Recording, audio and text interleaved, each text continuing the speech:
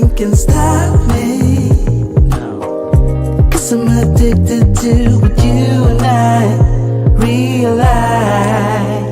Look at the way I follow. No need to say where we are heading now, babe. I follow to the edge of it all. So tell you goodnight, 'cause I'll find no matter what, yeah. Susceptible now, before the moment flies, before it flies. So tell you goodnight, 'cause I'll find no matter what. Susceptible now, before the moment flies.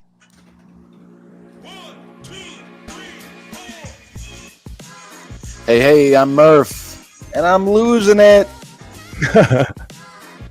What's up, guys? It's Shea. I'm the girl, and I'm back, and I'm 30. What's up, guys? I'm Rob, and I'm waiting in vain.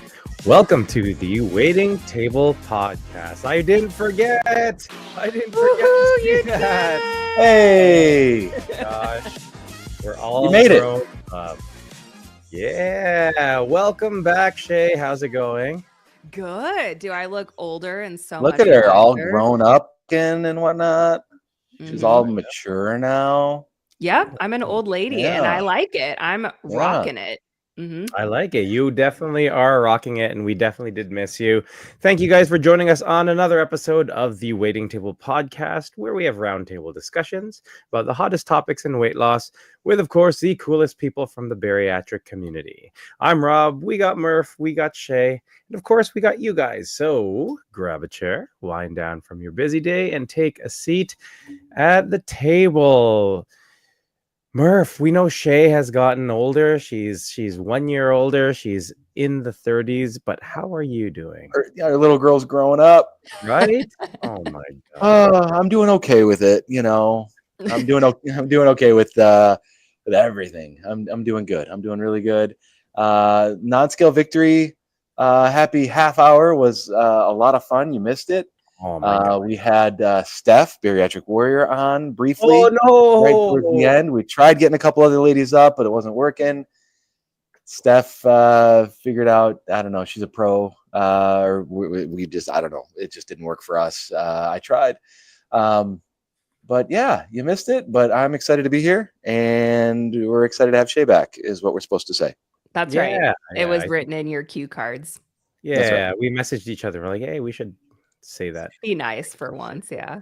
But it was good. You had a great birthday. Yeah, it was awesome. It was definitely different than kind of what we had planned, but it was a good opportunity to practice just like going with the flow. And I feel like that's what I want my 30s to be, is just like chilling, not like having a lot of expectations on myself or other people. And so it was like very representative of that. It was nice. Yeah. Okay. Well, Yeah. that's good. How are you, Rob? How was your 30th birthday last Oh week? my god, my 30th birthday, 27th actually. I Oh, am not sorry, my yet bad. at Yeah, 30. A couple more years, but I'll get there. I'll get there. But when I do turn 30, I'm gonna have to work on some of these wrinkles, some of these different things I Mhm. got going on. And who better to do that work than our guest I'd tonight? say. I see My what you did there. first- Yeah, you saw that? Yeah, that's good.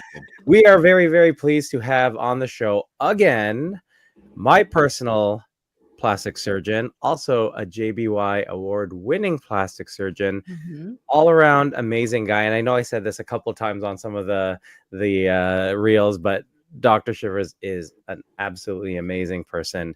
And I don't just think that, it's a lot of the other patients, a lot of his It's patients. objective, like at Yeah, this point. yeah, Like, like, it is it's common fact. objective facts. Yes. Yeah. So we Mhm. will bring on Dr. Shivers. Hey. Hey, hey! Guys. How are you? I'm good. You guys? What's up, man? Good? Are you at work? No, I got the kids to bed. I left at 8:30. My kid wanted to make a puzzle. I got home. I put that puzzle together in record Nice. time, and the kid's asleep. One has gastro Wow. actually. So, yeah. Doing What okay. puzzle was it? What did you guys make? It's a make your own puzzle. Here, I'll show you. And don't I Whoa. won't I shouldn't show you this just because it'll I built that up like it was a masterpiece, but it's very small. It Oh, was hard. She made it herself, so like the colors don't wow. really mean anything. Wow. And then we had to assemble it. I'm like, okay, I got that for you. That's That looks like awesome. something I can do in 10 minutes. That's Awesome. awesome. It's so Dad good to win. see you. Yeah, it's so what's been new with you? How's dad life? How's surgeon Yeah. life? What have you been up to? Yeah, we got a lot on the go. Yeah, we just actually opened up our own OR, so like on the work front, that's Congratulations. Nice. pretty big step. Yep. Yeah. So we're able to do a lot of the stuff, especially it's like if people have smaller surgeries or surgeries that basically we feel we could do safely in a private center. It just opens up a lot more opportunity for operating and a little bit more personalized care, and so we're pretty excited about that. And also, it's a lot closer to my house. I no longer have to schlep around the city or go to the hospital every day, and my wife knows exactly where I am at all times, and I can make it home for 15-minute bursts, put puzzles together. That's Right. awesome. Good. Congratulations. That's awesome. And then that's needed because I just had a third daughter in December. So yeah, I don't really know her yet. Congratulations. You're like, she's all right. I don't really know. I'll be honest. For any of you guys parenting, like it's just I get attached to them more at around a year mark. Yeah. Before that, they're just kind of little alien blobs. Yeah. Just like, Yeah. Mom's chilling. grown them. Mom's done all the work. I just kind of play with the other ones and do what I'm told. Took me about 5 years for Jude to come around. My youngest, he's 7 now, so I've only known him for the past couple years or so. He's a great guy, but he wanted more. Do you guys like, as parents, do you guys like notice like at one moment like there's like, this is really bad to say that, but like it's like in year 2 or something, like it's like, I really love you, like you're a really good person. It's like I haven't told my kids that at all yet. No, I'm just like You're I'm still waiting. I'm waiting for that point where I'm like, yeah, you're okay until then. Yeah, there you go. Okay, we're gonna this keep you. This is recorded, but maybe we Yeah. I'm gonna show wedding night. This is a wedding night show. Gosh, so all do. girls now, right? They're your third girl. I only make supermodels. Yeah. And then, I just, God's teaching me lessons that maybe I didn't learn in a past life. So I'm surrounded by women at work and He's at like, home, you will and that's it. learn. That's why I'm here for Rob. This is the most and Murph. This is the only masculine energy I get in my. I know. I day-to-day. feel like I should kind of leave. You should have been on the boys' show last week with all the Yeah. guys. Yeah, that would have been good. Yeah. Well, you're- and now Rob's too masculine for me. So No, never. That's just what he makes you. He makes you think that, but it's all. how it's all are facade. how are dem thighs doing these days? Oh, them thighs maxed out the machine on leg extensions today, and then after that I couldn't walk for a little while, so I instantly regretted it. Yeah. But it was a point where I'm just like, oh, this is just an ego lift at this point because I'm so close. But I gotta try. Rob, I don't know if your ears burn, but like I literally like probably mention you like probably like even to patients probably once every 3 months just from Aw. your journey and everything else from pickleball champion to now like and then just genuinely people know you and just know how nice this is, like bromance, we'll just say it, but just how genuinely nice he is and caring and giving back to all these different people. It's so good. I hope we're talking about macros tonight. I don't even know what we're talking about. Yeah. That's what I'm waiting back for. and forth in a while, and I'm just he's Yeah. like, I need to talk about macros. I'm like, let's Yeah. talk I about love- macros. Well, before we I got get my into tub that, of ground beef that I probably That's shouldn't be it. eating at 9 o'clock, but I guess if I get to bed at hey, 11:30, you're getting it before. in. Yeah, there you go. I want to ask Dr. Shivers, are you going to sign up for the Radical Body Transformation Show? Because Rob is doing it. I'm doing it now. I Oh think my you God. should do it. It's in June. You have Just time. add these things to my list. You've been okay, doing let's- amazing. Yeah, I'm trying. You'll have to give me more details on it. We'll and then send I'll it tell all to you. tell Rob what. is very good at peer pressuring. He'll get I it am all to very good you. at it. Yes. What I've like seen a lot from that though, like I have to say from like these championships, it seems like another supportive community. Hey, and you just Mhm. exponentially grow your knowledge through Yeah. that. Yeah. And that not fair to even say? that, like there's a lot of people within our waiting table community, as well as, I know that you are connected to a lot of the other people in the bariatric fitness community that I'm part of, they've had procedures done with you, and a lot of them are actually doing the show as a result of hearing about it from me. So that and the waiting table family, that's why I messaged you. I'm just like, Well, on that's the my worry. Saturday. Like, but like, if we're talking about like, let's throw a name out, like Carrie. We Yeah. started running together, and we did 5K, then we did 10K, and then like somehow she disappeared for a few weeks, and then she's doing ultra Ultra marathons after the marathon. marathons. And I'm like, okay, like I maybe Chill out. 11K, but I'm not at 48K, like or whatever Yeah, absurd she's number that nuts. is. But I will. I did mention to you. We'll go into details after. On the Saturday though, so the show's on the Friday night. On the Saturday, I think we are going to be doing some sort of get together, maybe a Canadian get together. I have some really cool ideas that I want to run by everyone that I think would be super fun. My wife and I, when we went down to Toronto this past weekend, yeah, she was just like, you should do this, you should do this. We're going through all these I different think you should things. have Mary just plan it. No, Plan it she for us and sucks, man. surprise She us. sucks at planning. No, she doesn't. Oh no, she does. She does. It's me who plans everything. And so like there's so many awesome things that I think we can do. I know Arthur, who's here, he is going to be at the show. So Arthur, you better Yay. be there. Mary will be there. You better stay for the Saturday as well, because we're gonna have a lot of fun. Also, Journey to a Healthier Me, also a Canadian. The new ORs are beautiful. Had thigh-plasty on January 7th. Best surgeon and team ever. Leanne Elnicki says, Dr. Shivers just did my lower body lift a week ago. You got some fans. Yes, yes. Doing the best we can. Love doing it still. Awesome. So what is your obsession with macros? Just trying to learn. Like honestly, guys, like I've kind of worked out, since forever. No, but, you've like, done it's, awesome. like- You look so good. Yeah, but no, like I'm not like what else is like just like so inspiring for me, Rob, to see you like be able to cut like weight and like put on weight and like then turn it into a bulking phase. Like I've never really figured that out personally. Like, it's like I've kind of always been in this range, and it's even tough for me to cut like 5 pounds, like, and I know like I need to go more than that, but it's really just being I don't know, you have to learn to kind of weigh and be a little bit more obsessive about a lot of that stuff, and I need to level up my game. You guys are making me level up my game here.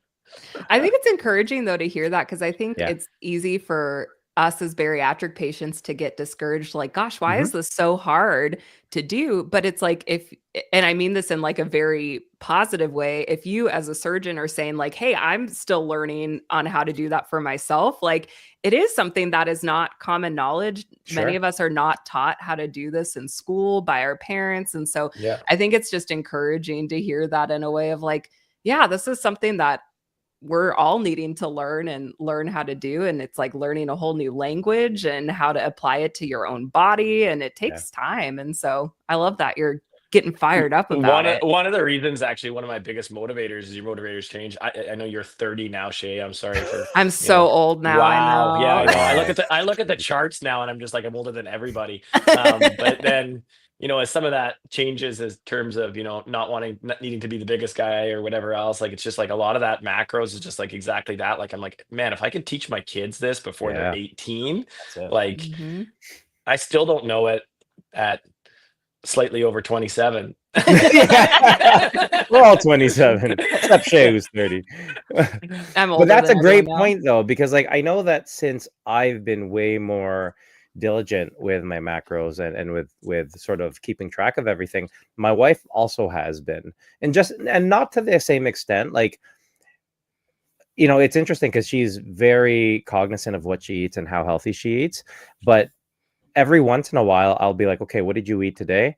And we'll enter it in, and her numbers, because she's consistent every single day with her food, her numbers are exactly where she needs to be every single day. And that's not even with I'm tracking. She's not tracking. It's just making sure. And once she knows that, okay, this is where I am approximately, it's just like, okay, how can I replicate that? How can I understand that 20 grams of protein looks like this or this or this, give and take, right? And that's the biggest thing. Like I think so. Arthur and I talk quite a lot. I did a meal plan for Arthur. I've done his macros, and I've worked with a few other people, and he was just like, So it doesn't have to be just boring food where I'm going to hate it. I'm like, no, man, like that's the thing It I want shouldn't people to be. Yeah. understand, right? Like it's very much about the process of doing all this. So I want you to be able to understand that you can make up these numbers. It's a formula, right? You can make up however you want, as long as at the end you are in and around that area, right? So like a lot of the bodybuilders that I competed with or competed alongside, they were just like, oh my God, I can't eat another chicken breast and broccoli and Or rice. I'm fish. just Yeah. like, yeah. And I'm just like, I didn't ever eat just like the chicken breast and broccoli and rice, right? Like I fit in certain meals and then I punch things in. I'm like, okay, at this meal, I have this much left for my day. What do I want to eat? And then I'll pick and choose whatever it is, right? Like And it isn't it funny, doesn't, like how empowering that is? Like that's like it's yeah, like like 'cause initially, like when you first, and I come from like I always laugh because like the generation of like Flex magazines and like that's where all yes. your source of All of information mine are comes right from. there. But like it's almost like that. It's like like everyone always thinks that if you're a bodybuilder, all you can eat is chicken and broccoli, Yeah, and that works, I guess. sure. But like, how sustainable is that? And like, how why would you want to live like that? That's Hmm. it, right? That's the question. Like, how enjoyable is it? Because like, and this doesn't even have to be in regards to bodybuilding, but just in general with eating. Like, food should be enjoyable. The experience of eating food, the experience, like Murph and I talk about this, from the very beginning. Like, eating was always a social thing, an area, the table. That's why we're called the waiting table, is because with food, we would gather with our family and friends and enjoy each other's company. When I'm just eating chicken breast and broccoli and rice and everyone else is eating good stuff and I'm just looking at them like shooting daggers at them with my eyes because like this is what I'm eating, like that's not what we're here for, right? And so as much as possible, whenever people are training and they ask me what to do or how they can adjust, I always try to find ways for them to enjoy it, right? Like that's, I think, super important, whether you're bariatric, whether you're dieting, whether you're trying to build, whatever the case may Be mindful and just know what you're putting in your body, right? And that's the be. That's it. education component. And then like and Yeah, now I think it's just like being a surgeon, like you have to yeah, be smart enough to know that you don't know and what you don't know, like Hmm. I'm now at yeah. that point, I think, with nutrition. I'm like, oh yeah. It's like being Exactly. humble, right? And just accepting that, right? That Yeah. there's always ways to learn and grow. And what are some of your go-to meals or food items that you Well, it's go funny. I for? shot after like 3 months of quiet. I shot Rob a picture of something I picked up the other day. It was like a cottage cheese with cocoa powder, stevia, and salt, and you blend Oh. it. Oh, Hmm. wait till yeah, I'll send you a picture. So it's just like chocolate mousse basically in cottage Mhm. cheese form. So Okay. Speak that something that goes along with that. My father-in-law over Christmas made this. It's like a chocolate pudding, but it's with hard-boiled eggs. Has Yeah. anybody heard of this Mhm. before? It is insane. It does not taste like, I know, Murph, I see your face. That's I'm kind of like I am adventurous when it comes to food. And even when he was telling me, I was kind of like, I don't know about this. Yeah. But it was so good. It's literally hard-boiled eggs. I think it's like cocoa powder, stevia. It's kind of similar, like in the similar vein of what you were saying, with hard-boiled eggs, like all blended together. And it was actually really good. So I Mhm. need to like learn how to make it, but It's and that's trying cool. That different kind of things. ties it back to like the macro talk, right? Like I know you mhm. can actually make a pretty good mousse out of avocado. I've heard people Yep. do, like I've Yeah. Yep. tasted it, but like it's probably not the best idea to eat 10 avocados. Yeah, But if I yeah. eat a pound of cottage cheese, it's a little bit better. Oh, Yeah. for sure, right? Like, and that's the thing. I think a lot of things just sound not good for you, but then when you actually break it down and understand, you're just like, oh, like this isn't bad. And now my wife, every night, she'll always have same thing as I have, which is Greek yogurt, some protein, and I will adjust my protein based on what else I need for the rest of the day, right? It might be half a scoop, it might be no protein, it might be a full scoop, and then half an apple and 15 almonds every single Mhm. night. And so she'll adjust that too. And again, same thing, based on what she's eaten in the day, she could just adjust, right? Sometimes the fruit will change. Sometimes, Dr. Shivers, you mentioned, using things like cottage cheese, 100%, right? Like Mhm. these are all different things you can sort of plug and play, and it doesn't have to be so strict. And that's why I think a lot of us struggle, is because we have a prescribed eat this, eat this, eat this. And I'm like, holy shit, this sucks. Like, I don't want to eat this anymore, right? So having options is super important for sure. Yeah. Hey, Dr. Shivers, we're getting Go. some plastic surgeon questions. Are you okay if we hit you with Of some course. questions? I know, Yeah. As long but I tell you what, one plastic surgery question, one macro question for Rob, ooh, one There plastic. you go. I like that. I like I that a like lot. hard bargain. Yeah. Well, this one question I thought was super good. We got it on Instagram, and this person said, I'm 62 years young. Am I too old to have skin removal? Next month, they're having a knee replacement. So, what are your thoughts on that? Is there a certain age where we should stop going to see you, or what? Is No, absolutely 30 not. 30 is the oldest that you'll, or the youngest that you'll, oldest and young? No, age is just like everything else. It's a physiologic number. You don't even want to say it. It really depends on your health and there's lots of 62-year-olds that got.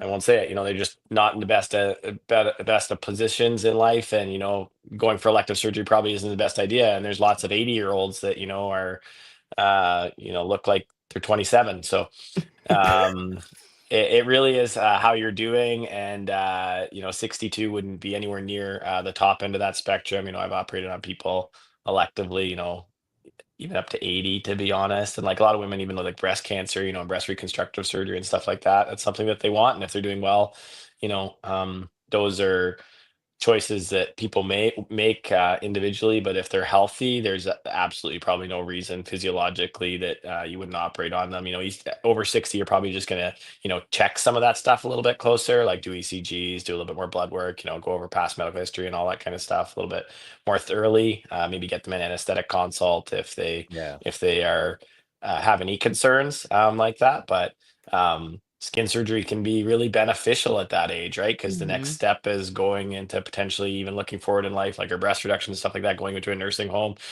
I've operated on so many people, even um, daughters of patients that are like, they come in and get a breast reduction because they're just like, I just saw my mother or my grandma in a nursing home, and it was very difficult for them to mobilize and get around with all these things. And they're like, if I don't do Mhm. it now, I'm never going to do it. So um, I think there still lots of time left in life at 62 to have skin surgery, and knee surgery is probably right on that bucket list for many people that have struggled with their Mhm. weight, and hips and knees and hips. I know are always worrisome for people. It's kind of like nutrition. They can do like a knee and a hip now in an hour. It's crazy how Yeah. fast those things can be doing. And if they help you mobilize and they help you feel better, do it. Yeah. And if you Do don't it. take Shivers' word for it, Eva from Budapest had said that she had her surgery with Dr. Shivers at 59. So that's only 3 years younger than where you are. Yay. If There you you're go. 27, then that's pretty close too. So Shout out to Eva at 29. yeah. I think the other question too is like, and I know I get asked this question a lot. They ask about skin removal surgery, and some people will be, a little bit older, and they'll ask and they'll say, oh, I don't think, I'm 40 or I'm 50. I don't think I need it anymore. I'm like, yeah, what? Like, I think everyone's a bit different. It really depends on where you are and what you think you would gain from it. Like for me personally, I was like, I got to the point where I had worked very, very hard to, like we all have, in terms of losing weight and building muscle, whatever the case might be. And I was still at an age where I want to enjoy with my shirt off and feel comfortable, be with my kids. I want to go swimming with them. I want to do all those things. So for me, it made sense. I have a lot of people who run, and the excess skin was problematic for them as well. And it was also a health issue in regards to dermatitis and a lot of itchiness Mhm. around the skin. And for them, it also made sense. I would say that the big thing is to ask yourself, what would you get from the skin removal surgery? Why do you want it? Like, it's right for a lot of people. It's also not right for some people. So really think about it. And as Dr. Shiver said, there's always, things to consider in terms of overall cost, overall health, things like that to consider as well. So Mhm. Yeah, I got into plastic surgery mostly like to just improve people's quality of life, and like it was my never goal in medicine was never to make people just live longer, because to me it's more about that adage, it's more about the time in your years as opposed to how yeah, many years you actually get. So if it is something that improves the quality of your life, and it's something you get enjoyment out of and you want to do, then do that thing, because it's important. And I think it just that's what we're here for, right? To enjoy our time Mhm. and if whatever makes us feel, whatever makes you feel better, uh, do those things. Yeah. Honestly, that was a big reason why I signed that I went with you. Like I interviewed numerous surgeons. Rob's a tough critic. Like you really, yeah. I mean, like you did your research. Oh yeah, and I went and I talked to a few surgeons, and I asked them a lot of questions, and I was just like, no, that's not. You're not. Obviously, I wanted the surgery, and I know a lot of surgeons like can procedurally do the procedure well, but it wasn't about that. It was about the aftercare. It was about what was important as you as a surgeon in regards to handling me and my case, right? And that's why I went with you. That's why I went with your team. And you look at all the comments, you look at everything that everyone says, like it is very apparent with you that that's the direction you come from.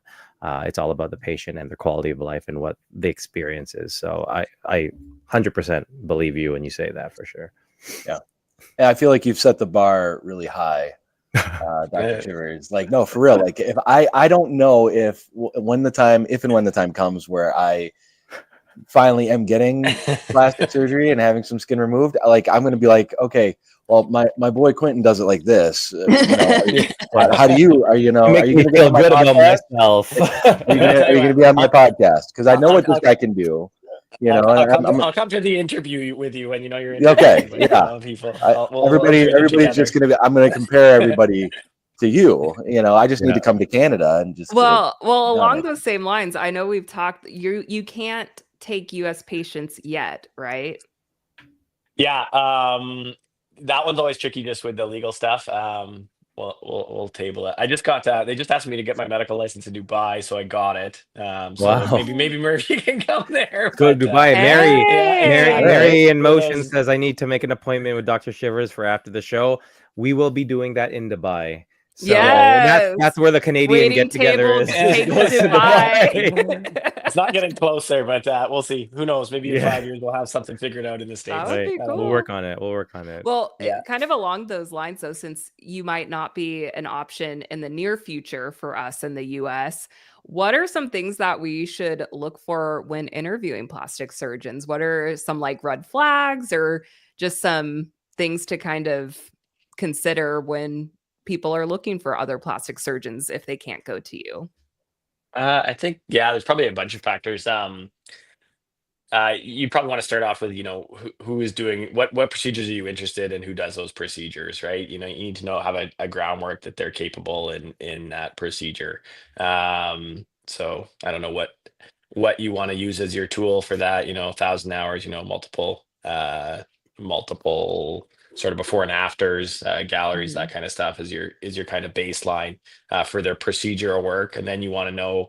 I would 100% agree with Rob. That's really, really, really important to me is the team behind them and the systems they've got in place to look after you, because that's just as important, I think, to your care and your comfort and your safety is your before. For us, it's a pre-op visit, first your consultation, that you feel comfortable with them, and you feel like what you're expressing is actually what you're both aligned with what can and can't be done, because expectation management, even from a surgeon's perspective as well as a patient's, is very important.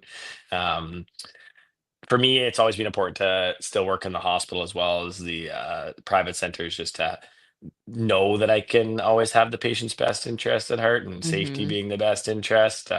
That's always been something that, in Canada is kind of unique, because people kind of just spread off to do purely private work, which is fine. Private work's great, but you just want to make sure that you can always have patient safety as the number one thing, and people that need it. You have that ability to look after them, either for their case, like doing it in the hospital, or else in your aftercare if there's any problems. How they're going to handle your aftercare, know that they're going to work with you and try and do everything they can to make you happy with that procedure, and just your relationship overall, that you guys feel comfortable together. Those are probably the biggest ones. Yeah, I love it. So And they're fun. yeah, that's And they're- important. and they're nice. Cool. Then they're fun and they're cool and all that stuff. Yeah. Just to jump on that question, because I know that this is a very personal question for the person who's asking it. something specific as 460 plus pounds weight loss? Is that something you see often? And does your approach change based on that? I think that's the Definitely. big thing, right? Like, Mhm. Yeah, and for me, it's even been experience too, right? Like I've yeah, done this. I'm 27. I've done this for over a since decade I now. was I started 12. when I was 12. Yeah, exactly. Uh, the Doogie Howser. Yeah. No, but like my surgeries have changed. Like I tell people now, I'm like a glorified tailor, right? With a lot of medical degrees, but having worked with many different body shapes, that's a huge thing, especially in the Mhm. bariatric community. Anyone can do a 20 pound, tummy tuck. And that's important just for when you're seeking these patients out, especially for the bariatric component, because you have to know as a patient that your body is not the same as someone that lost 20 pounds and Yeah. Yeah.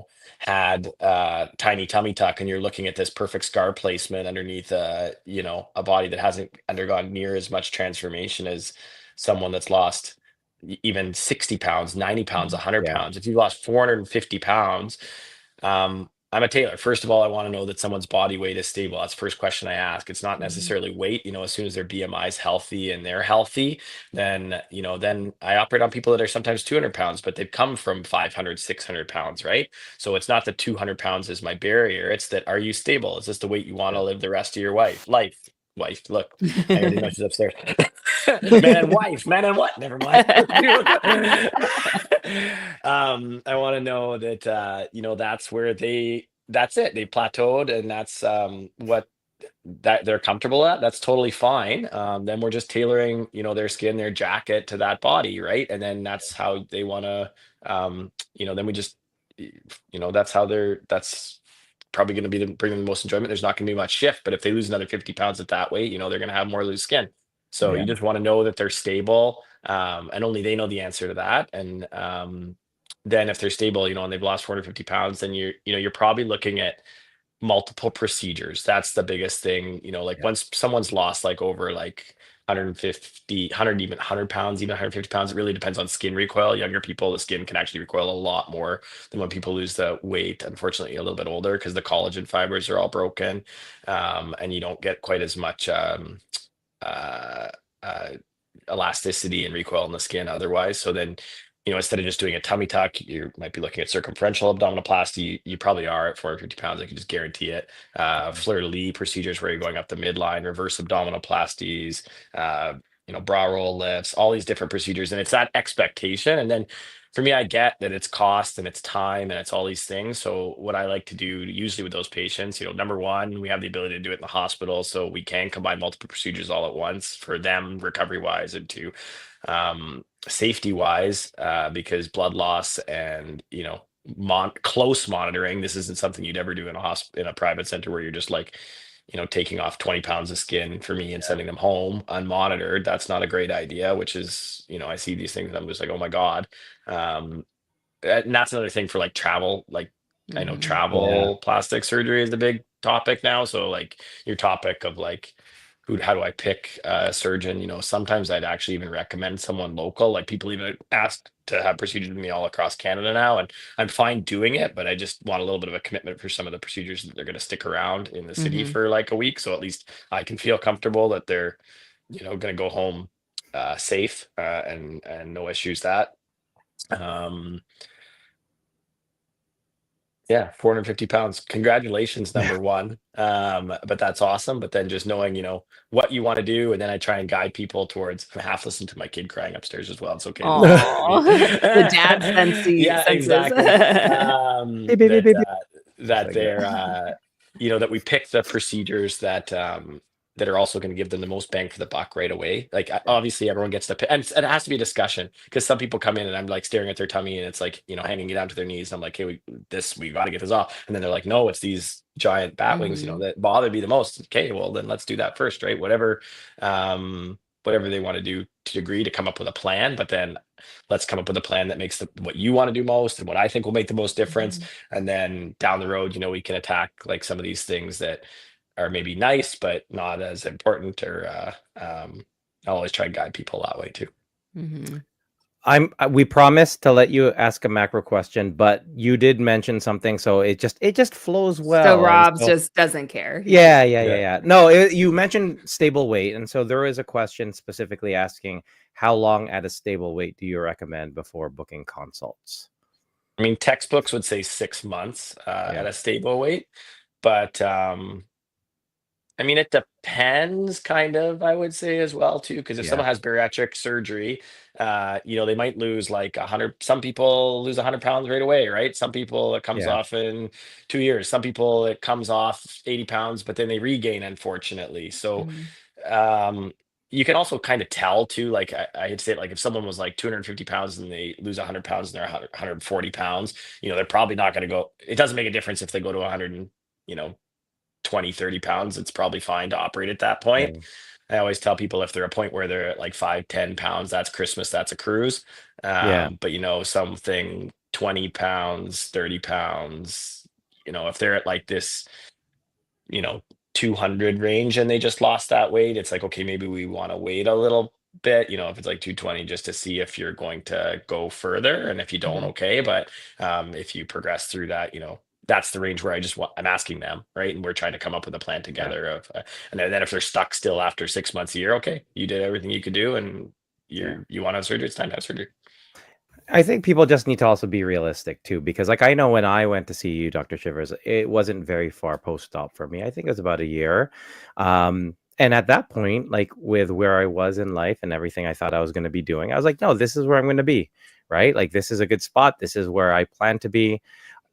I didn't think I would be doing all this other stuff where it wasn't the case, right? Like I didn't think I would ever get down to 165. I'm like, why would I get down to 165? That's dumb, right? And so just be realistic with the understanding that this is possibly a good option for where you are right now, and really have that honest conversation with yourself about, do I see myself staying in and around this weight and this size, right? Because if you do feel like you are going, or you want to still drop another 50 pounds, like I understand the want to do it now, but there's a lot of recovery, there's a lot of time where you can't be doing certain things as well, right? And so like if I had known, for example, I probably would have waited a bit more, because I know that now there are certain things that I possibly could have gone back, because I think I was like 190 when I had mine, right?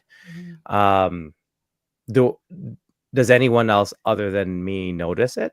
Probably not, right? That's the other thing. You're always going to be your worst critic. Like you notice everything, Yeah. but always just be understanding of where you are in life, and is this where you think you will be more long term, right? To maintain that. What did you Seasons. have? Oh, sorry. I was just going to say, can you remind us, Rob, what you've had done, or what Dr. Shivers, like what surgeries you've had done? Yeah, so I had the fleur-de-lis abdominoplasty, as Dr. Shivers had mentioned. So it's the one that goes up closer to my sternum, because I had a lot of loose skin higher up. And then I had the abdominoplasty that goes all the way around or across my waist from hip to hip. Mhm. So yeah, it was great in terms of like getting everything tight.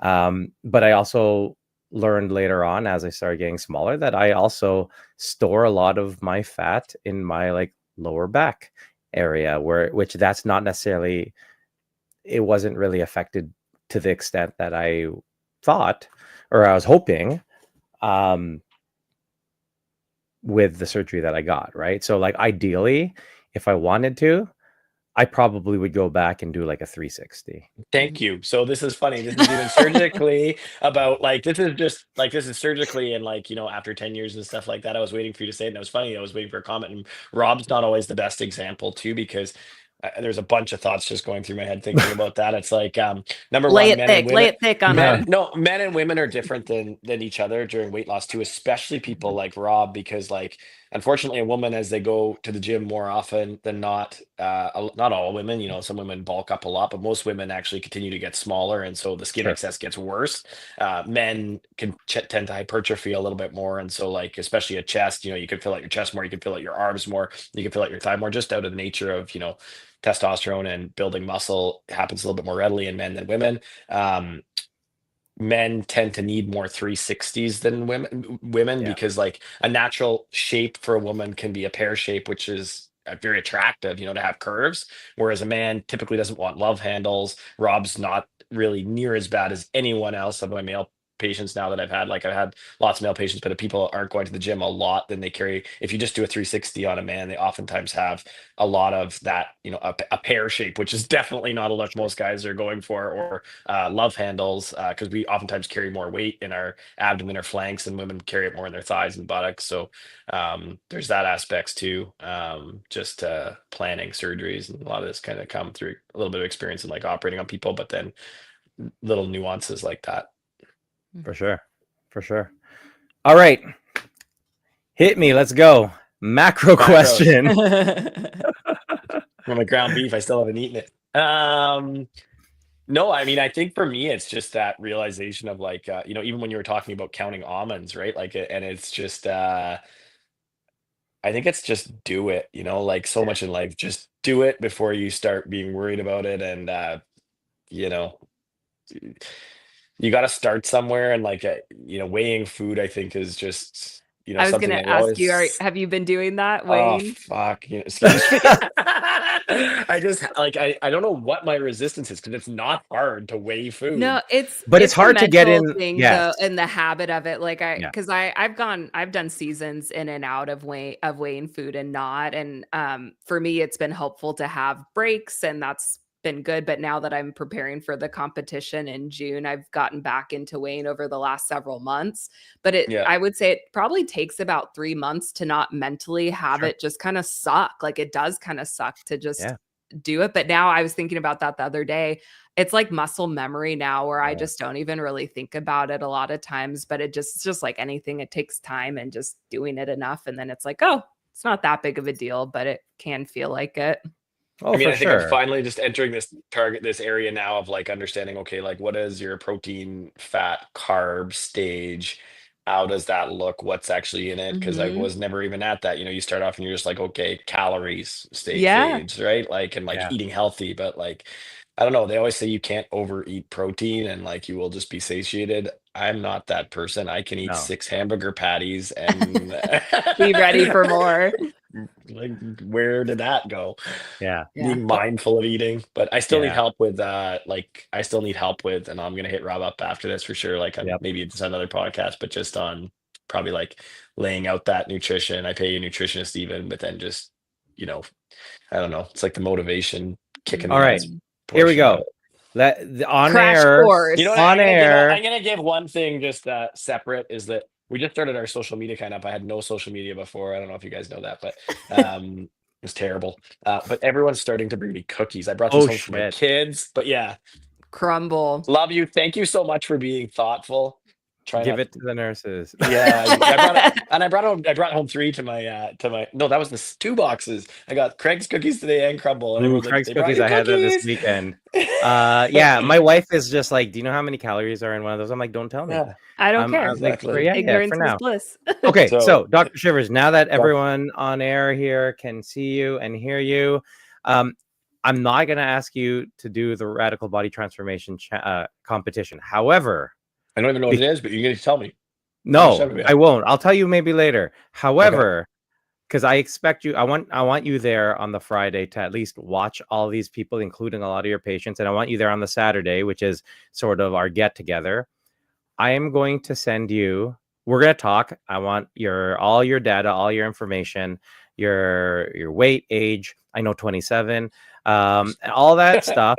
I'm going to give you a macro and calorie breakdown plan. You're going to do a TEED chat Yes, GPT I will breakdown for me. Yes, I will do everything. No, I don't like chat GPT, but Why? no, I like doing. I'm so old school because I'm 27. Of course. And then I'm going to give it to you, and then you now have 19 weeks before the radical body transformation. And again, you don't need to compete, but we will see you there, and there's going to be a huge transformation with Dr. Shivers. Text me the dates. When is it in approximate terms? First Friday of June. Mhm. First Friday of June. Oh, I got lots of time. Okay. Yeah. Oh man, dude, 19 weeks. Okay. I still have. I gained after my competition. At the end of my cut, I was 165, and I ended my bulk at 191, 192.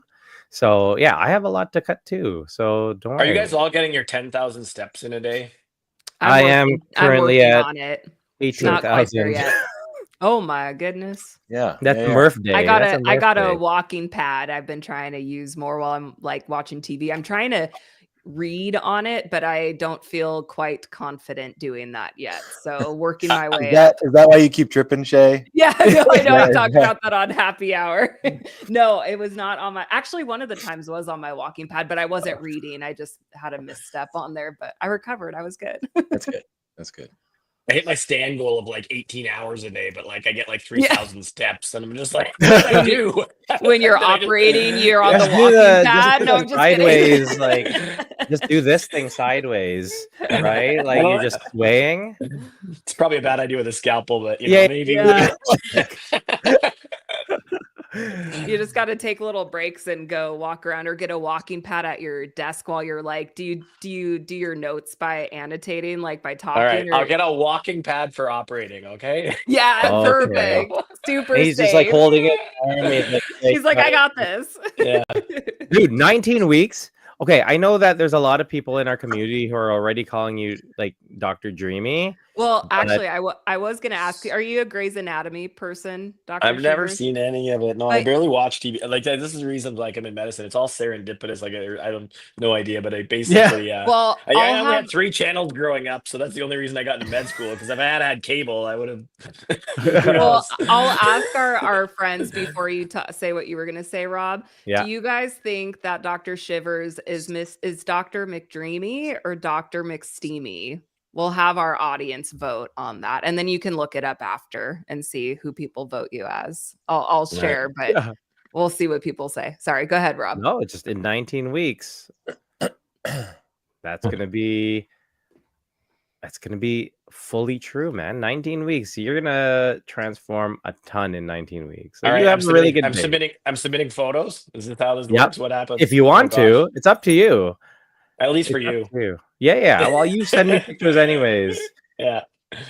Well, I love Rob's not sale pitch. No, man. This is just Like, encouraging. He's trying to you can take do his it. like, I Like don't reverse care. psychology. Yeah, but, exactly. yeah, don't do it in 19 weeks. Me and Rob have got that comfortable. That's actually where it's Yeah. at. Where I just send them like not naked, not that's too comfortable. But I'll send them photos. I feel like Rob's, bear most with Yeah. me too. I feel like I have to show him my progress, and he's already For sure. outstripped me. So Do you know what freaks me out? So my daughter actually, she'll Google me yeah, and she'll be he like, sees you in tights on a. it's just pictures of me in my underwear. And she's just like, when I Google you, it's just you like on stage or before and after picture. So you're always just in your underwear. You're always And just she's like, naked. yeah. So she's just like, because she talks about not me in my underwear, but she talks about like me, like at school in terms like with her teacher in her class in terms of like bodybuilding and health and everything. And I'm just like, what if someone look 'em Google up. like don't Google like a lot Rob, of the did parents. you ever envision that 5 years ago or 7 Oh years shit! ago? No. Could you No, ever put never. that thought in your head? Yeah. Like, oh, Your I'm gonna biggest worry Google would it. It's be- gonna be your like, biggest worry would be your daughter Googling you in your underwear on stage. right? That would be horrible. Like even there's a lot of like her classmates, parents who follow me on social media, and I don't think about it until like I talk to my daughter. I'm just like, oh shit, this girl's mom follows me on social media, so she just sees me in my underwear. Why is my social media just me in my underwear? We ask you that often, and we That's never get a your clear social media. answer. You- Yeah. Why is that not my OnlyFans? Like, why am I not monetizing? I've it? tried to tell you to monetize that, but Yeah. you just put it out there for free. What's that saying? They don't get, or they won't get the, what's the milk? The milk. Don't buy the saying? milk if you can get the cow for free. Yeah, you're putting Oh, the cow shit. out for free. Yeah, tuck those udders back, you know. no more cow. Yeah, I think we're yeah. done with that. I Yep. want to get back with our official poll though, and the majority of people are calling you Dr. Shivers, Dr. McDreamy. Oh, Perfect. there you go. McSteamy sounded like poop. I didn't want to comment on it. Well, good. You got what you asked There you for. go. I was So gonna go you'll like have this, to. but Yeah. So you'll have to look up. I can't think of the actor's name. Why? Patrick McDreamy? Oh, Dempsey. Patrick Dempsey. He Can't Buy Me played Love, bro. McDreamy. Yeah. So that's a high compliment. But Dr. McSteamy was good looking too. Because he had like the there facial is hair a and stuff. McSteamy. There Oh, is a yeah. McSteamy, but now I'm only Oh. going to think of poop now whenever I think of him. So thanks for that. Yeah. But I feel like we have a lot of questions that we haven't gone back to. Candace Simpson 82 says, Dr. Shivers gave me the best tummy tuck. I'm beyond happy. I feel like there's oh, some... I have a question. This is like totally random. Do you think you could perform plastic surgery on yourself if you had to? Awesome question. There's a guy in Northwest Territories. It always reminds me of Canadian history. Never mind, I don't know why, but like you can Google it. He was a surgeon, general surgeon, who was like on an Arctic expedition in like the early 1900s, and he took out his own appendix. Oh my like, under local gosh. anesthetic with a dental mirror and probably like Yes. a knife and fork. And that's a much Yikes. harder operation to do than because you got to go through muscle. I'm just like, how the heck do you do that? Oh my That's god. insane. With enough local anesthetic, you could, but it's hard to poke yourself with a needle initially, so that part would suck. But then you probably could. But Well, I'm not asking in theory. I'm asking for you personally. like, Do you will you- think you could do it for yourself? I've had 2 hair transplants. There you go. I'll throw that Okay. out there. And 'cause you if did I'm that? being yourself? honest- No, how can I do it myself? What am I gonna do? Take it out and put it in? Well, that's what I'm asking. It's just like though. you with the mirror. I paid someone money and got a hair transplant. There you go. Yeah. So there No, you go. like if you had to, like if you needed a tummy tuck or something, like and you were in the Arctic, like that guy, like Would I you do think- it? Yeah, Yeah, it's like, or like oh my could- God, I'm in the Is Arctic. this I my, really is need this to my do it. biggest worry? Yeah, is this my Are biggest you worry good at the enough? moment? I'm alone in the Arctic. I have Yeah. no food. Why don't I give myself a tummy? Yeah, tuck? there's a polar bear chasing me. I need a tummy tuck, I'll I do a think. tummy tuck. I'm Am just I saying, the I know run- it's Are weird. you but, on like, shrooms or could something? you? Could you? We always ask such practical questions. I want to know the weird shit. Yeah, sure. You know, if someone wants to give me, you know, like, what is this? What are we doing? The money thing, monetizing. It's not. I don't want to be on OnlyFans doing a tummy tuck. But what else do people? But how yeah, else do people like- monetize money? How are the kids Yeah, monetizing? yeah. It's like themselves? if you did a tummy tuck for If yourself, Joe you Rogan got- wants to give me $100,000 to do a Exactly. tummy tuck myself on the Arctic, you and do will fly it? me up there. Let's Yeah. go. Let's do it. All right, well, there you Hey. go. Guys, we'll do an IG live. We'll do Yeah, exactly. Yeah. Tummy Yeah. tuck. Well, I just wonder stuff like that because it's like it's kind of. Why? Well, no. Why do you it's- wonder Okay, stuff this like is why my rationale and thinking, like when I see people doing other people's hair versus doing your own hair, it's very different. I could do like a beautiful braid on somebody, but on myself, it's kind of hard to do. And so I was just wondering if it's kind of similar. with Technically, it would be plastic very surgery. difficult, like positionally, to give yourself a tummy tuck. Just Yeah. the logistics of like, how am I going to lift Yeah. it up? How am I going to get it? You know, certain things. I could probably take a mole off on myself. I could probably. Same. Yeah, maybe appendix. If I was really stuck and I had ChatGPT, I could probably take my appendix and I was going to die. Well, that's good to know. That's good skill to have just in case. Yeah. So that Yeah. that kind of segues into a question that I actually have. A real question, not a stupid yeah. question like mine. It's a Hey. somewhat real You know, question. it's better So- to have stupid questions sometimes. There's no such thing as a stupid question. Except when I ask. Except Except for- the ones that I except ask. That one. No. Okay. So like the procedure, the process, you know, before we had our bariatric surgeries, we had to go through a psych eval and, you know, things like that. Is there anything like that when considering plastic surgery? Because, you know, I mean, the body Yeah. change is just so drastic. There's a lot to it. You know, you're going under the knife. That's the only surgery I've ever had. Was my bariatric surgery, but is there an eval sort of psych eval sort of check? Yeah, it's a vibe check. That's a very important question, Murph, for the surgeon, not so much for well, actually for the patient too, because they can end up in a lot of trouble if they're not stable otherwise. But I mean, I was just funny. I was saying that today. We're all a little messed up. We all have our little psych things. It's like, how functionally are we? How well are we? Are we really psych? Or are we medically psych? You know, and it's Yeah. just Yeah. how well are you able to look after yourself in the aftermath? Are you stable enough for recovery? You know, like there's certain questions. You know, like, like, is there body dysmorphia? Are you ever going to be happy with the way you look? Like, are Yeah. you actually in a stable position in your life? Do you have someone that's going to be able to look after you after surgery, circumstance wise? Like, are you doing this for the right reasons? Are you doing this for yourself because you want it? Are you doing this for somebody else? Or, a buried psychology that, you think this surgery is going to make your life better in some other way? Probably not. Like, plastic surgery is complementary to everything else we do in life. And it's probably the most complementary, right? It's like the thing you do when you're like, you're good with everything else. You just don't like a certain thing about it, it's bugging you, and you can correct that thing, but it's not going to change otherwise Yeah. anything about your life. Right. Right. So, And and that's it's an something important that question for the surgeon to look into, because like you don't want to operate on people where they think it's going to do something that it's not, and that that's something that um, your team would do.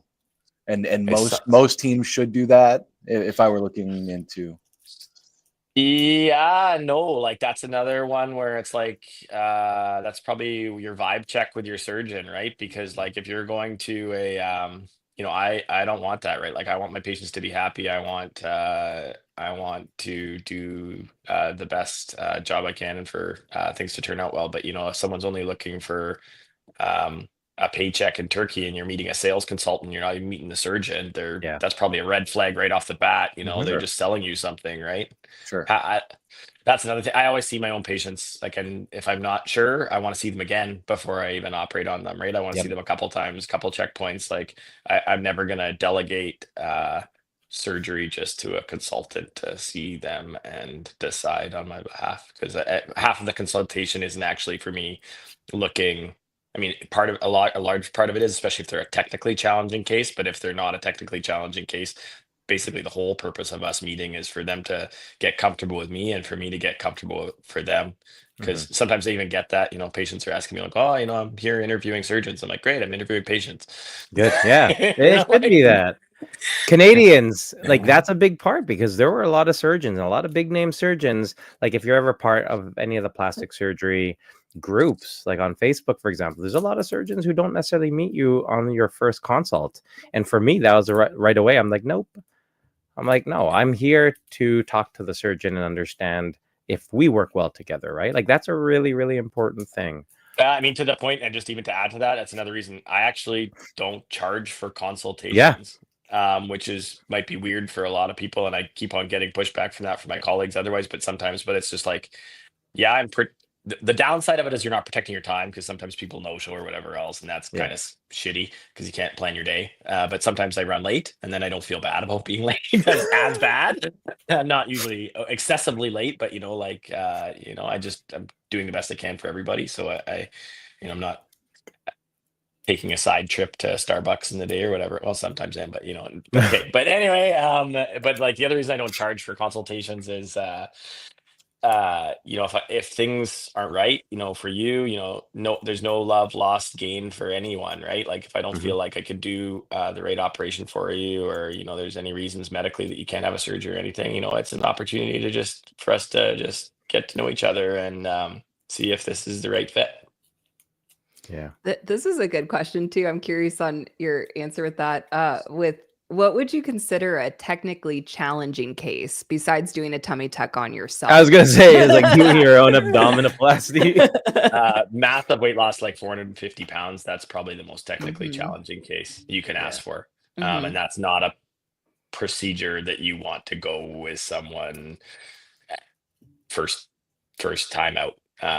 Because it's probably, and it's expectation. It's right from the get-go. You have to kind of set those, you have to have done it before to be able to set those expectations with the patients, and what you're going to need, and how Mhm. we're going to approach things. And when you start doing some of these massive weight loss patients, it's just part of this experience, and being able to kind of lead a patient through. And then medical problems, of course, are always technically challenging to deal with, or when people have other issues simultaneous with surgery. And it's good though. That's what makes it fun too. Because if all I did was 20-pound tummy tucks, it's not as fun either. Because that's also kind of where the creativity comes in, to like figuring out plastic surgery is just like molding and shaping tissue. So when you have a lot of tissue to work with, it's kind of, well, where am I going to put that? How do I going to make the scar here? That's what kind of makes it creative. And I like doing some straightforward, simple tummy tucks too, because that's always just simple and fun and easy and great. And it's good to kind of balance the day out, but it's also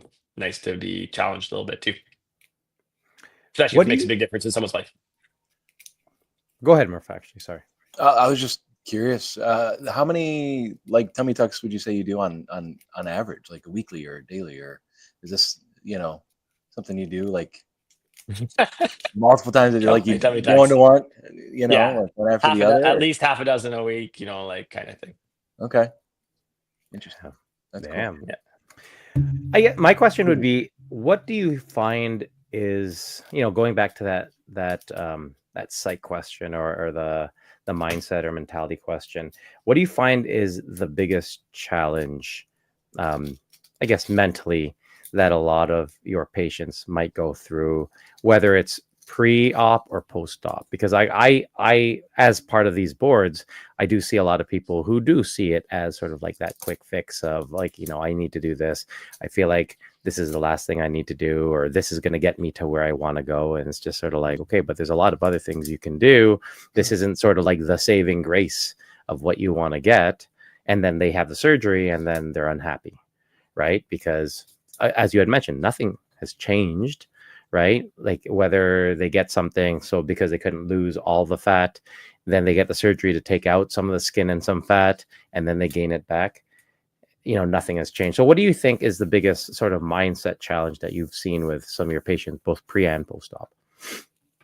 I think with the bariatric community, like that's what's so special too about the community is that you're a lot of the bariatric community is going through this whole butterfly effect, right? Like it's like you're becoming a whole new person in so many different ways, right? Like and it's really good to operate on those people, and some of them can turn out, and some of them they have to just take the time to really get to know who they are, and build that self-esteem and self-worth back from the inside first, and really know themselves. And some people know themselves the whole way through the journey, or they knew themselves before. I mean, I've had some of the funniest patients, I can't even really repeat it. It's like some people are like, there can be a lot of emotional baggage. I don't know how much you guys talk about this, but it's like, Yeah. some people are childhood sexual trauma. Some people are, like parental neglect. Some people are, there's so many different reasons, right? Like nutritionally wise, that can be an issue. Some people are just like trauma wise in their life, or, like things just get derailed. And then the other extent to that is like, I had one patient who was hilarious. She's just like, she started her whole consultation off, like came in and just like, hey, I'm ready for surgery. I was big. I'm not big because like I had any trauma or I messed up in any way. I'm just big because I just eat crap and I'm fixed that now and I'm ready to go. Like, and she started her consultation like that. I was like, it was so funny, but it was just that's not the norm. Most of us all are affected. Like I said, started us off. Most of us are all messed up in some way and damaged in some way, and have food is a big component of where a lot of us manifest emotion and emotional eating and all these types of things too. So like you just want to get to a point where you've corrected some of that, and there's a lot of like self-love. And again, plastic surgery is the icing on the cake, and it's a great tool, and it's very empowering, and it can be like that final thing. And even some of the patients, like they love that part of the journey, and they feel that part of the journey is even more important than anything else, even their bariatric surgery sometimes at some Yeah. point, just because it's like it's emotional for them. It's almost like the end of that journey, right? Like Sure. oftentimes. So except unless you're Rob and you become a pro bodybuilder, but Horrible. for the rest of us normies, that can be a big deal. So yeah, you definitely, that's part of my consultation. And a lot of times, you can't, none of us are ever going to be perfectly sane. So it's not getting, like Rob said, like it's not getting to the person that says, oh, I want to be 140 pounds like I was in grade 12 or high school, like that may never happen for them. So that's also silly too, right? Like you just have to know that, okay, this is where I'm at. I'm comfortable. I'm good. Things are stable in my life. This is what I want to do. And then that's the right time to have surgery. And then the rest of it, we're all going to be a little bit messed up, and things are going to mess us up all a little bit more as we go through life. And it's cool as long as you know what you're doing. Yeah.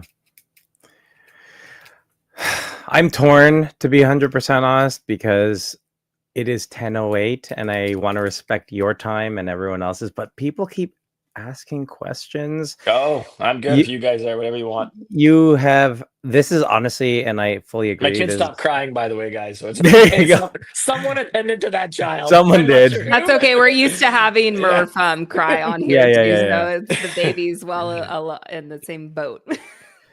We had I'm going to absolutely destroy your name, so I'm not gonna say it.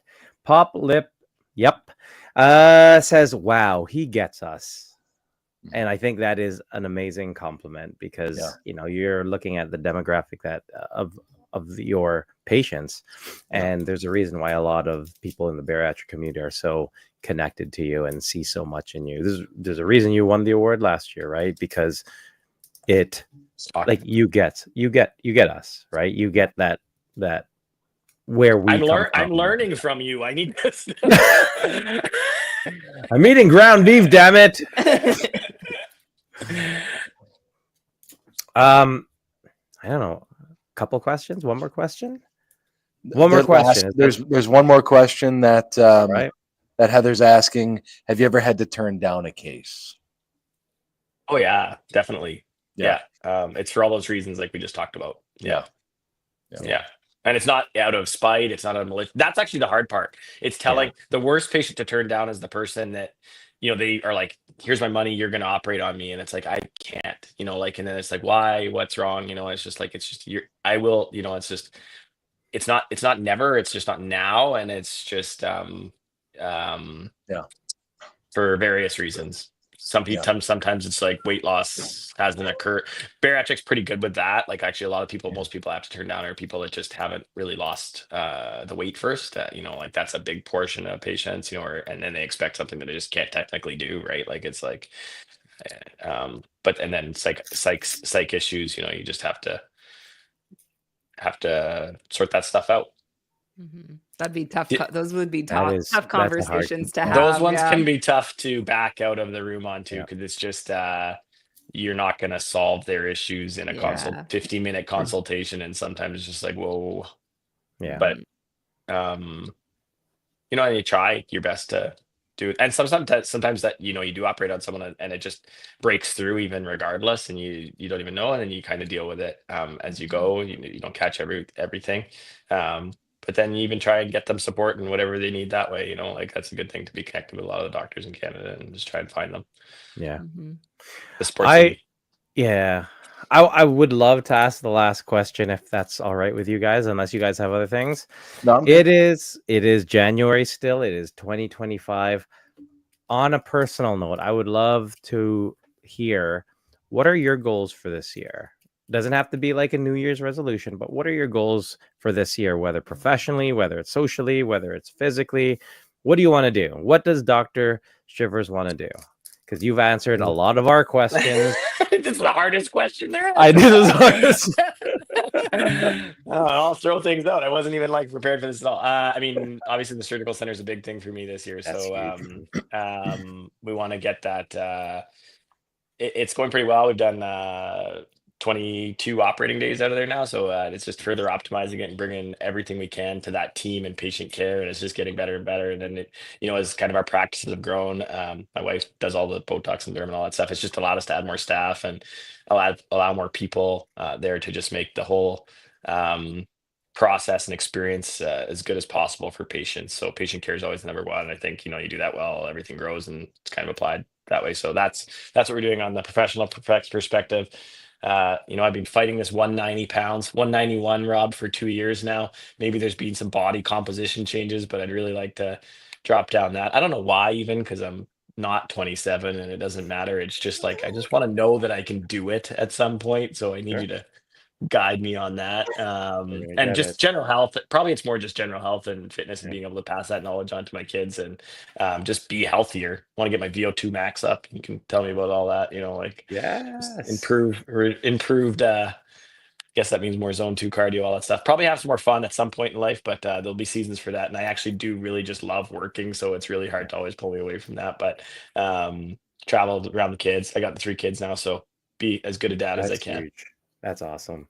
And let's we'll connect because there's a clinic that I've gone to that I do my DEXA with, and they're awesome for just giving a whole bunch of health markers in terms of your bone density. You can do VO2, you can do all these different things just to really understand where you are health wise now and areas where you may need to work on just as preventative. So it's awesome information. Like I want to get my wife to do it as well, just for general health and prevention. But yeah, let's go. Let's meet up. We'll do that. And no, I'm super happy for you in regards to the clinic and the kid. The kid's secondary because you got a couple years before you like I've them. already got two. This is the You third. got right? like So- this is just Give me a superfluous dessert. now. Well, you're just like a third of the way to Murph, right? I think so. Yeah. Yeah. No, but that's awesome, man. Like it sounds like you've had a really, really good start to the year and end to 2024. So I'm super happy that you're able to, Let's hear you enjoy all guys. those things. Let's Oh, hear what shit. Murph. Are you gonna be bodybuilding champion here now? What's it? Yeah, I don't think this is my year. I'm just not ready for it, and I've just got a lot on my plate already as it is. I'm unfortunately not going to the JBYs, but my wife and I are renewing our vows and getting married and going on vacation and doing a lot of family stuff. So just focusing That's awesome. 2025 on just family and doing some things that we have been putting off for years. Know yourself. Those are That's good it. things. Yeah. How about Shay? you, Shay? What about you, Shay? Me, I'm doing the body competition. I'm really excited about that. I think this year's just going to be focused on some physical things, learning about fitness and how to move my body. I know I'm 30, but I'm actually 80 years old. I'm doing a lot of reading. You guys, you'll have to tell Rob you're Mary. I'm to 8 books this month, and I'm so proud of Wow. myself. That's So good. Were they picture so- books or yeah, exactly. They're children's books, but I Coloring books? usually Choose people your don't own ask me that. a goosey No, Make a book? they're puzzle. like- Did you make a puzzle too, Shay? Yeah, I know, right? No, they're adult big books, okay? Wow. Oh, So Good job. anyway, you. I think I'm gonna do a lot of reading this year, and I just want to have like a chill, easygoing vibe into 30. Like I just want my 30s to be like ready for opportunities, but not necessarily planning for them. I think that's Yeah. what I'm going into with my year. Good for Very you. cool. I like that. Rob, you reading 10 books? I need to know what Rob's going to conquer because Rob's not reading 10 books. He's I'm reading taking all on He's those read books. all of them. All of them. Radical body transformations. Of course, I'm doing that. There is a new division where a lot of people are going to be out there to compete with me now, which is going to be really, really good and really fun. So yeah, my goal is to win that. That's probably going to be my last transformation bodybuilding competition.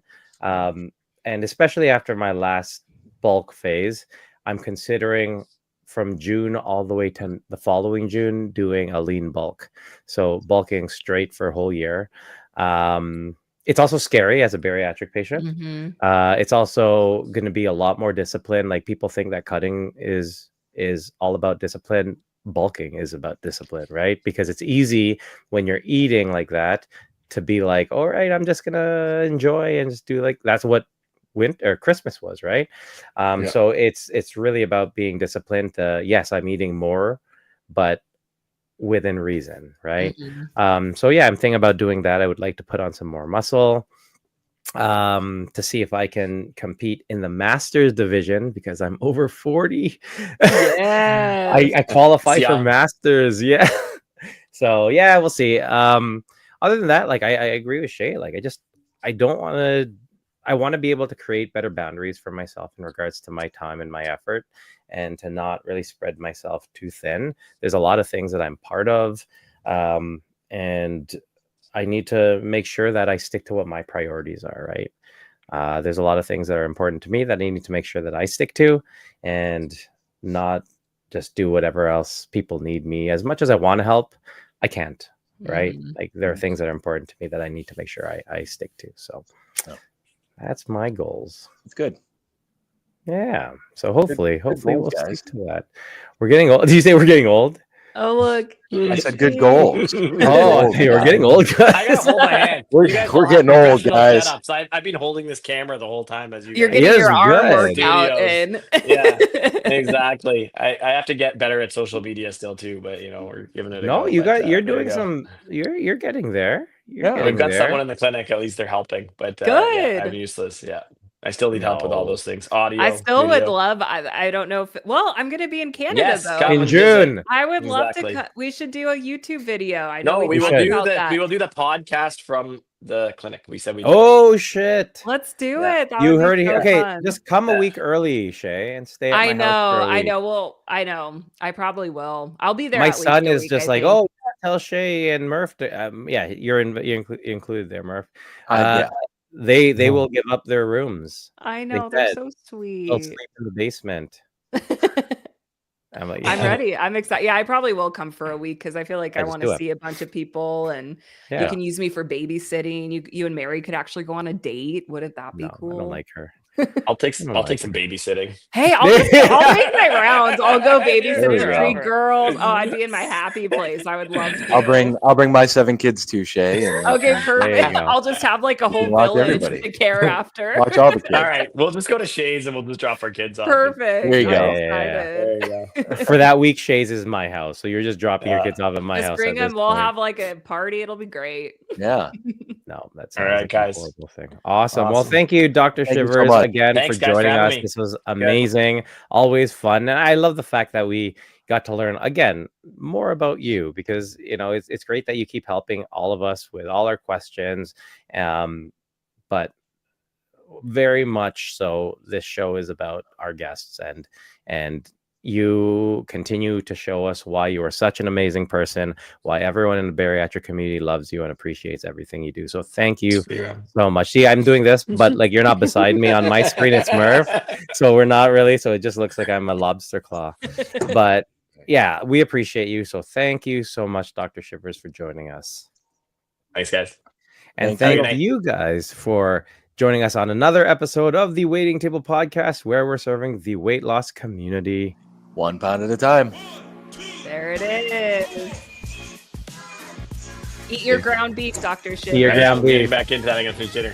All right. I'll message you. Bye. Good night, guys.